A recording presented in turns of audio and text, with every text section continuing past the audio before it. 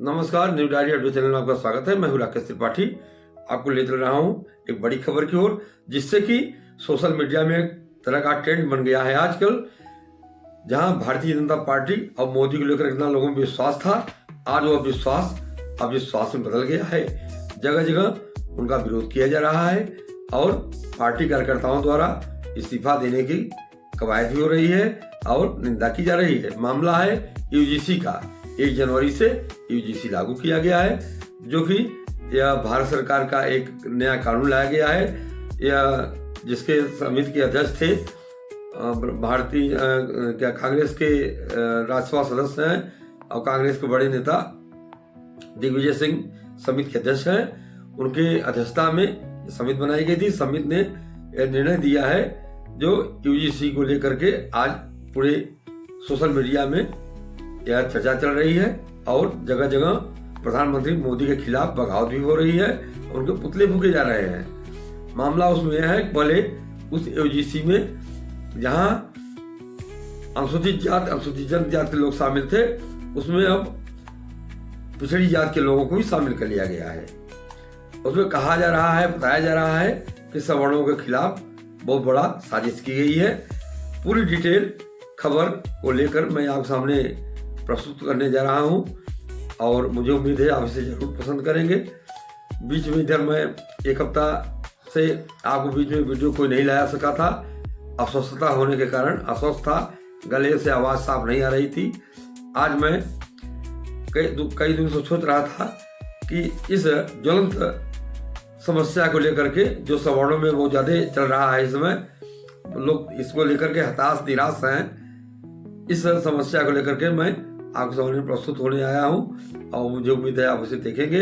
आगे मैं पूरा डिटेल खबर के साथ प्रस्तुत करने जा रहा हूं और आप उसे देखें और अपना सुझाव भी कमेंट बॉक्स में दें। और आपसे निवेदन है कि चैनल को सब्सक्राइब भी कर लें।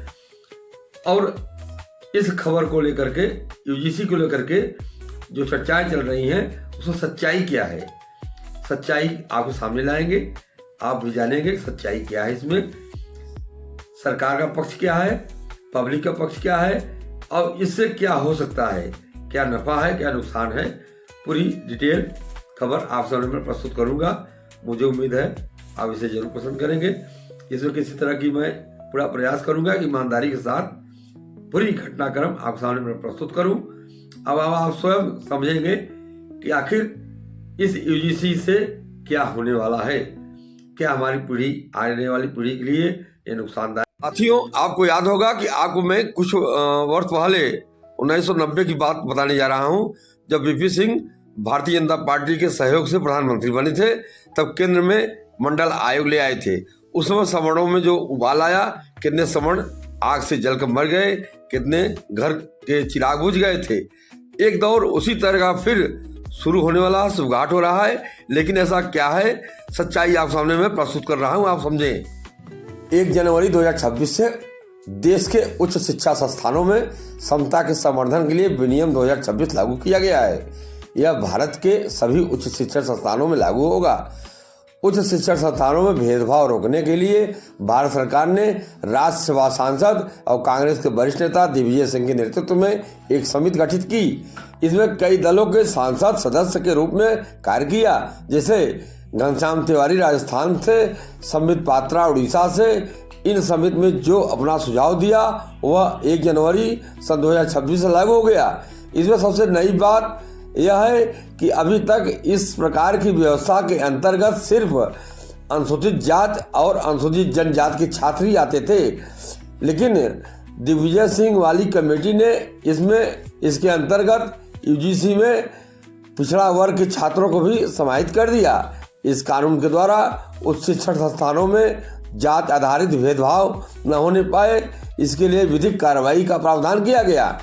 भेदभाव का अर्थ था कि कभी छात्रों में आपस में भेदभाव न होने पाए, इसके लिए विधिक कार्रवाई का प्रावधान किया गया। भेदभाव का अर्थ था धर्म, नेशनल, जात, लिंग, दिव्यांगता, जन्म स्थान, इनमें से किसी एक के प्रयोग पर शिक्षण संस्थाओं द्वारा गठित समता समिति की संस्था के प्रधान से उनके छात्र के विरुद्ध कार्रवाई करने का निर्देश देगी, जिसमें इस नियम का उल्लंघन किया गया है। कार्रवाई में सभी वैध अधिकार प्रयोग किए जाएंगे। संस्था समिति स्वयं समता समिति स्वयं कार्रवाई नहीं करेगी, संस्था के प्रधान को कार्रवाई के लिए अनुशंसा करेगी। कार्रवाई विभिन्न प्रकार की होगी, जिस प्रकार अपराध होगा उसी प्रकार की कार्रवाई भी होगी। जैसे छोटे अपराधों के लिए माफ़ी मांगना, वार्निंग देकर छोड़ देना, परीक्षा से वंचित कर देना, शिक्षण संस्थान से निष्कासित कर देना। यदि संस्था के प्रमुख द्वारा शिकायतकर्ता की शिकायत पर कार्रवाई नहीं की जाती है तो विश्वविद्यालय अनुदान आयोग के लोकपाल के यहाँ अनुशंसा की जाएगी और उसके द्वारा कार्रवाई के लिए आदेशित किया जाएगा। आपको बता दें कि यदि कोई संस्था कार्रवाई नहीं करती तो यूजीसी से उसकी मान्यता, उसकी अन्य सुविधा समाप्त कर दी जा सकती हैं। लेकिन आपको बता दें कि इसमें सबसे महत्वपूर्ण बात यह है कि समता समिति की बैठक वर्ष में केवल 2 बार होगी। हित भारत ऑनलाइन या ऑफलाइन अपनी शिकायत दर्ज करा सकता है। पीड़ित जो है अपनी शिकायत ऑनलाइन भी और ऑफलाइन भी दर्ज करा सकता है। इस 2 गौण दोष के आधार पर उसमें निर्णय लिए जाएंगे। अपराध की प्रकृति को निरूपित किया जाएगा। इसके बाद छात्र के विरुद्ध कार्रवाई की अनुशंसा की जाएगी। इस समता समिति में संस्था का प्रधान पदेन अध्यक्ष होगा। इसके अतिरिक्त वरिष्ठ प्रोफेसर सदस्य होंगे। प्रोफेसर के अतिरिक्त एक कर्मचारी सदस्य होगा। व्यवसायिक अनुभव रखने वाले नागरिक समाज के 2 प्रतिनिधि होंगे। संस्था में 2 सर्वोच्च अंक और आचरण वाली छात्रा भी सदस्य होंगे और उनके द्वारा निर्णय लिया जाएगा। इसमें एक बात महत्वपूर्ण यह है कि पूर्व में उच्च शिक्षण संस्थानों में झूठी शिकायत दर्ज करने पर आर्थिक दंड का व्यवस्था था, जिसे इसमें समाप्त कर दिया गया है। यही सबसे माइनस पॉइंट है। इसको लेकर लोगों में विरोध जताया जा रहा है। आपको बता दें कि भारत सरकार द्वारा राजपत्र में कहीं भी से ऐसा उल्लेख प्राप्त नहीं हो रहा है जिसमें सिर्फ शिकायत करने से क्रिमिनल केस लगा दिया जाए, जेल भेज दिया जाए। ऐसा कतई नहीं होगा। कमेटी को कार्रवाई करने का अधिकार नहीं है। कमेटी को कार्रवाई की अनुशंसा करनी है। इतनी भारी भरकम कमेटी उचित निर्णय लेगी। यह क्षमता समिति पुलिस थानों जैसा कार्य नहीं करेगी। कल्पनाओं के आधार पर कठोर दंड नहीं दिया जाएगा, जैसा कि राजपत्र की भाषा बता रहा है। अगर राजपत्र से अतिरिक्त कोई हिंडन क्लाज हो तो उसकी जानकारी हमें नहीं है, मगर किसी को हो तो वह इसमें जरूर अपना उल्लेख करे, बताए हमें सुझाव में दे करके कि यह होना चाहिए, कि यह होगा। पिछड़ी जातियों को इसमें सम्मिलित किया गया है। लेकिन सबसे महत्वपूर्ण बातें हैं कि पिछड़ी जात के लोग अगर अनुसूचित जाति, जनजात और दिव्यांगों के लिए वही नस्ली हिंसा करते हैं तो वही पुराना नियम उन पर भी लागू होगा। उनके खिलाफ भी कार्रवाई की जाएगी। अवलोकन के लिए भारत सरकार द्वारा राजपत्र भी प्रस्तुत किया गया है, जिसे आप अवलोकन कर सकते हैं, पढ़ सकते हैं, देख सकते हैं।